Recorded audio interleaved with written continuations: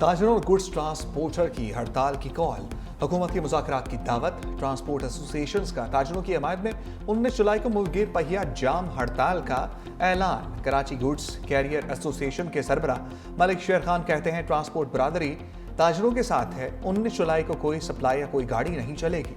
ताजर हड़ताल तवील करने का कहेंगे तो भी हम तैयार हैं।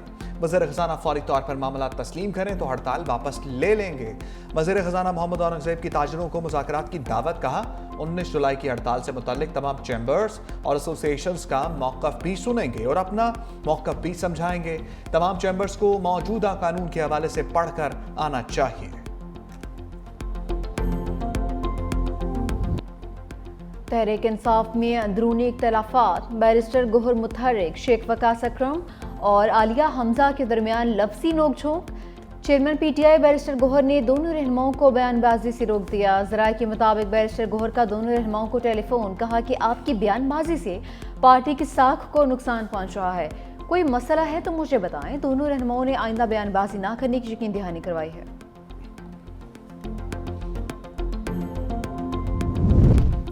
अली अमीन गंडापुर के 90 दिन के ऐलान पर वजाहतें। कहा, मैंने हमेशा पार्टी में इत्तेहाद और कौम को यकजा रखने की बात की।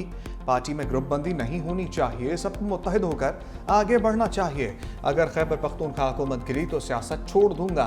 सेनेट से मुतल्लिक तमाम फैसले बानी पीटीआई ही करेंगे। सियासी जबर की सूरत में जल्द अमल पेश किया जाएगा। बानी पीटीआई के बेटे पाकिस्तान आएंगे, उनकी गिरफ्तारी की बात करना इंतहाई कम ज़रफ़ी है। सियासी इंतकाम से पाकिस्तान की साख को नुकसान पहुंच रहा है। बच्चे सिर्फ वालिद से मिलने आ रहे हैं।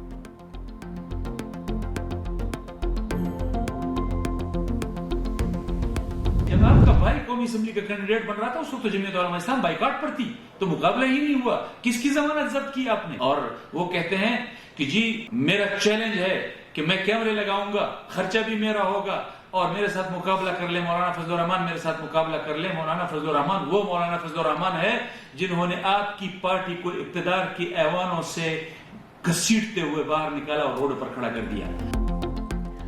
मौलाना के भाई ज़ियाउर रहमान को गंडापुर का चैलेंज कबूल। कहा कि अपने भाई से इस्तीफ़ा दिलवा कर उनका मुझसे मुकाबला करवाओ। आपके अंदाज़े गुफ्तगू से मालूम हो चुका कि आपके जाने का ज़माना आ चुका है। जल्द खैबर पख्तूनख्वा के अवाम को करप्ट हुकूमत से छुटकारा दिलवाएंगे। अली अमीन गंडापुर के भाई उमर अमीन गंडापुर का भी रद्द अमल। बोले, ज़ियाउर रहमान को अपनी सियासी कद काट का अंदाज़ा होना चाहिए। मेरे भाई के साथ मुकाबला आपके बस की बात नहीं। नौकरियां बेचने का रिकॉर्ड रखने वाले हमें अखलाकियात का दर्स न दें।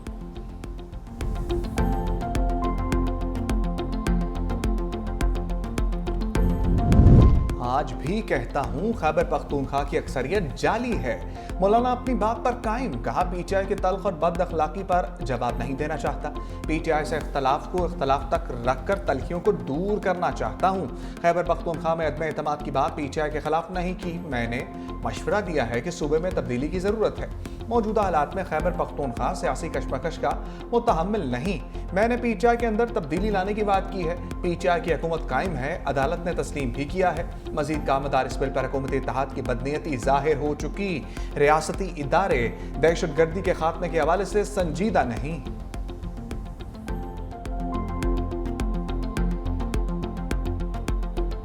ईरान और इराक जाने वाले ज़ायरीन के लिए बड़ा इक़दाम। 1 जनवरी के बाद पाकिस्तानी ज़ायरीन इनफरादी तौर पर इराक नहीं जा सकेंगे। ज़ायरीन के लिए ग्रुप ऑर्गेनाइजर्स के तहत ही इराक जाया जा सकता है। ईरान ने पाकिस्तानी ज़ायरीन के लिए वीज़ा फीस ख़त्म कर दी। वीज़े का इजरा 1 से 16 सफ़र तक जारी रहेगा। पाकिस्तान, ईरान और इराक का मुश्तरका वर्किंग ग्रुप बनाने का फैसला। तेहरान में तीनों ममालिक के वज़राए दाखिला की सह मुल्की कॉन्फ्रेंस। वज़ीर दाखिला मोहसिन नकवी कहते हैं, ऑर्गेनाइजर्स ग्रुप इराक जाने वाले ज़ायरीन के वतन वापसी के जिम्मेदार होंगे। ग्रुप ऑर्गेनाइजर्स सिस्टम से गैर कानूनी इराक जाने के रुझान का खात्मा होगा। इराक और ईरान भी पाकिस्तान के इस नए निज़ाम के साथ हैं। मज़ीद कहा कि पाकिस्तान ने ईरान पर हमले की खुलकर मजम्मत की। जंग के दौरान पाकिस्तानी अवाम ईरानी अवाम के साथ खड़े रहे। ईरानी सुप्रीम लीडर जंग के दौरान मजबूती से खड़े रहे हैं। आयतुल्ला खामनाई और ईरानी अवाम को अजीम फतह पर मुबारकबाद देते हैं। ईरानी वज़ीर दाखिला ने कहा कि ज़ायरीन को हर मुमकिन सहूलियात फराहम की जाएंगी। इराकी वज़ीर दाखिला ने कहा कि ज़ायरीन के हवाले से अहम अमूर पर गुफ्तगू की गई है। अंदरून सिंध तूफानी बारिशों से निजाम जिंदगी दरहम बरहम। हैदराबाद में मूसलाधार बारिश, कई फीट पानी जमा, दुकान की छत गिरने से एक शख्स जाम बहक। रेलवे पुल के नीचे गाड़ियां डूब गईं, 350 फीडर स्ट्रिप। शहर तारीकी में डूब गया। तेज हवाओं से 132 केवी के 11 बिजली के टावर्स गिरे। टंडू लयार और टंडू मोहम्मद खान में भी तेज बारिश। अहम शाहराहें ज़ेरे आब। बदीन की तहसील मातली में मूसलाधार बारिश, तूफानी हवाओं के बायस बिल बोर्ड्स और कच्चे मकानात की छतें गिर गईं। दीवारें गिरने से 2 खवातीन जाँ बहक हो गईं।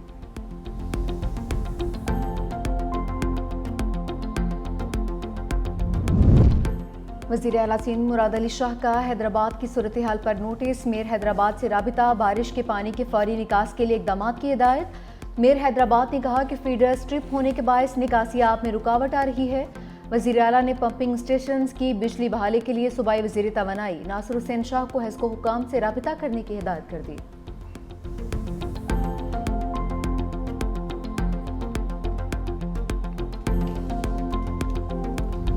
पंजाब और खैबर पख्तूनख्वा में गरज बरस, छतें गिरने और हादसात में 15 अफराद जाँ बहक। पंजाब में छतें और आसमानी बिजली गिरने से 6 अफराद जाँ बहक, मुतादिद जख्मी।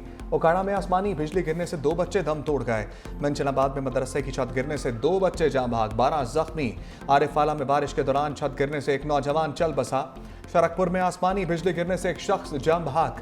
खैबर पख्तूनख्वा में छतें गिरने समेत मुख्तलिफ हादसात में 9 जाने गईं। मालाकंड में दीवार गिरने से 2 बच्चियां जाँ बहक। जमरूद में 2 बच्चियां सैलाबी रेले में बह गईं, एक लाश निकाल ली गई। कोहाट में छत गिरने से एक शख्स जाँ बहक। लोअर दीन में शदीद बारिश और तूफान के बायस बिजली का निजाम दरहम बरहम। इस्लामाबाद में मूसलाधार बारिश से हवस में कमी।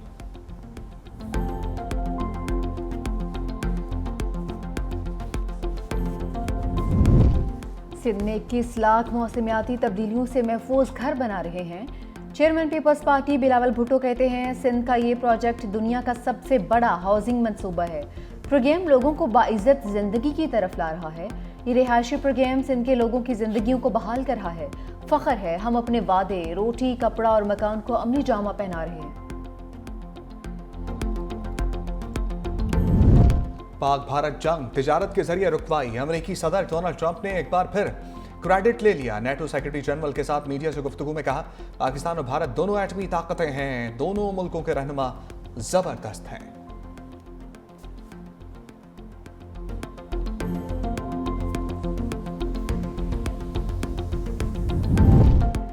फ्रंटियर कांस्टेबलरी फेडरल कांस्टेबलरी बन गई। सदर मुमलिकत ने ऑर्डिनेंस जारी कर दिया। वज़ीर मुमलिकत बराए दाखिला तलाल चौधरी की कमांडेंट FC रियाज नज़ीर के साथ प्रेस कॉन्फ्रेंस। कहा, FC दीगर लॉ फोर्स इदारों की तरह काम कर रही है। क़याम अमन के लिए FC का खुसूसी किरदार होगा। फोर्स में पूरे पाकिस्तान से लोग भर्ती किए जाएंगे। असर हाजिर के तकाज़ों के मुताबिक नए विंग्स भी बनाए जाएंगे। कमांडेंट FC रियाज नज़ीर गाड़ा ने कहा कि फेडरल कांस्टेबलरी को 6 डिविजन्स में तकसीम किया जा रहा है। फोर्स के 41 विंग्स होंगे। स्पेशल प्रोटेक्शन विंग भी कायम किया गया है।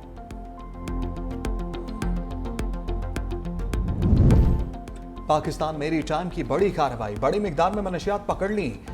वज़ीर सिंध मुकेश कुमार चावला ने मीडिया से गुफ्तगू में कहा, तकरीबन 6 से 7 अरब रुपए मालियत की मंशियात पकड़ी गईं, जिनमें 100 किलो आइस, 500 किलो चर्स और 2100 के करीब शराब की बोतलें शामिल हैं। कुछ लोगों को अजरक फोबिया हो गया। सिंध की नंबर प्लेट पर अजरक ही प्रिंट होगी।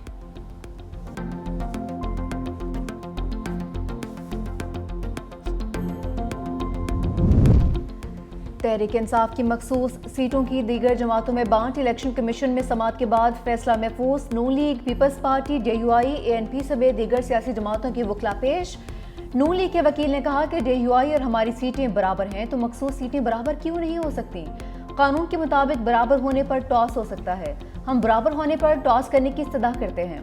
वकील कामरान मुर्तज़ा का कहना था कि जो मखसूस सीटों वाली एक्सरसाइज हो चुकी है वो रिवर्स नहीं हो सकती। एक सीट की खातिर पूरे मुल्क में मखसूस सीटों का मामला दोबारा खड़ा हो जाएगा।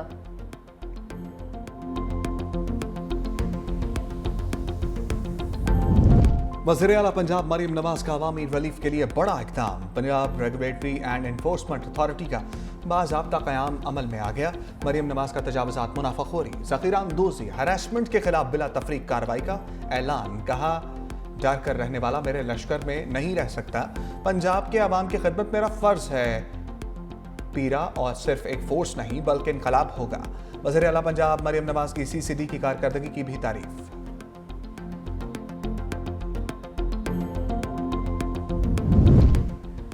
चीन और भारत के वज़ीर ख़ारजा की बीजिंग में मुलाकात, दो तरफ़ा ताल्लुकात समेत मुख्तलिफ अमूर पर तबादला ख्याल। चीनी वज़ीर ख़ारजा वांग यी ने कहा कि अच्छे ताल्लुकात और दोस्ती की राह पर गामजन रहते हुए बाहमी एहतराम का रास्ता तलाश करना चाहिए।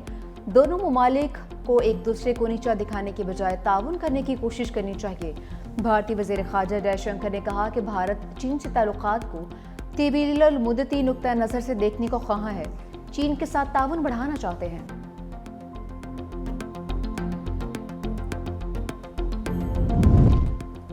गजा में सेऊनी फौज ने इंसानियत के परखचे उड़ा दिए। पानी के इंतजार में खड़े फलस्तीनी बच्चों पर फ़िज़ाई हमला, 6 बच्चों समेत 14 अफराद मौत के आगोश में चले गए। गजा में पानी के हसूल के दौरान अब तक 700 से ज़ायद अफराद शहीद हो चुके। रिपोर्ट के मुताबिक इसराइली फौज ने 112 मीठे पानी के मराकज़ को निशाना बनाया और 720 कुएं तबाह किए, जिसके बायस 12 लाख से ज़ायद अफराद पीने के साफ पानी से महरूम हो गए।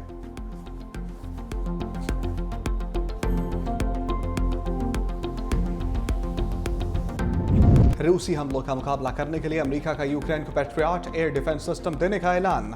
अमेरिकी सदर ट्रंप ने कहा कि यूक्रेन को रूसी हमलों का मुकाबला करने के लिए पैट्रियट मिसाइलों की सख्त ज़रूरत है। मजीद बोले प्यूटन 50 रोज में अमन मुआहदे के लिए रजामंद ना हुए तो 100% टैरिफ आयद करेंगे। रूसी सदर से सख्त नाखुश और मायूस हैं। प्यूटन ने बहुत लोगों को धोखा दिया।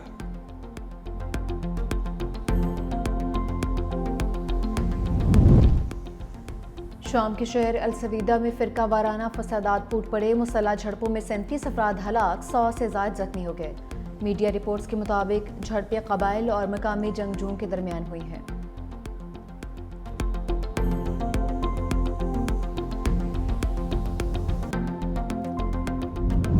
स्पेन के मुख्तलिफ शहरों में 5.3 शिद्दत का ज़लज़ला। ज़लज़ले के शदीद झटकों से अल्मेरिया एयरपोर्ट की छत गिर गई, मुतादिद इमारतों को भी नुकसान पहुंचा।